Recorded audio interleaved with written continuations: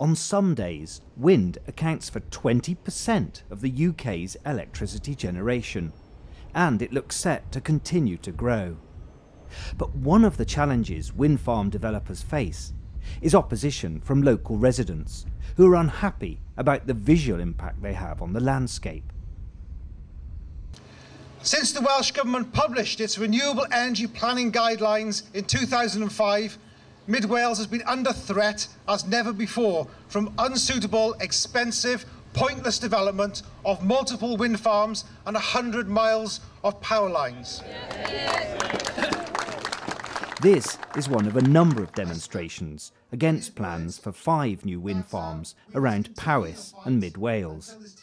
Public oppositions resulted in the biggest ever public inquiry into wind farms, lasting more than a year and costing the council and the energy companies millions of pounds. Faced with this kind of opposition, one way of reducing potential objections is to build wind farms offshore, and that also makes them more efficient. The beauty of offshore, I guess, is that you don't have the sort of topography that we've got here, where we've got a lot of turbulent wind conditions. We build the wind turbines on very high towers, as you can see, in order to try and negate some of those effects. But in actual fact, obviously, the higher you go, the less turbulent the wind is. And what we're looking for is a constant flow of non-turbulent wind.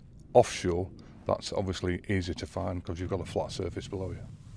Offshore wind farms might avoid objections from residents and be more efficient than their onshore equivalents, but they cost around twice as much to build. But for many people, the benefits in terms of reduced emissions outweigh the cost implications.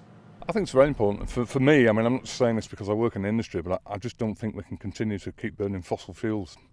And you know, people talk about expense. As I've said, there's quite a bit of upfront investment has to be put into a farm like this. But then again, there is that in a conventional power station as well.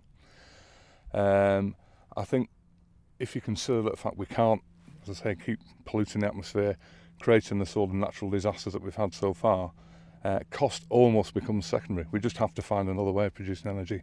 And this wind is probably the most proven technology that we've got at the moment suitable for the UK. For some parts of the world, wind energy offers huge potential and is likely to play an increasingly important part in the energy mix. In June 2014, the UK government approved plans for a massive 240 wind turbine project off the coast of Suffolk. When the project's completed, it's likely to be the biggest offshore wind farm in the world.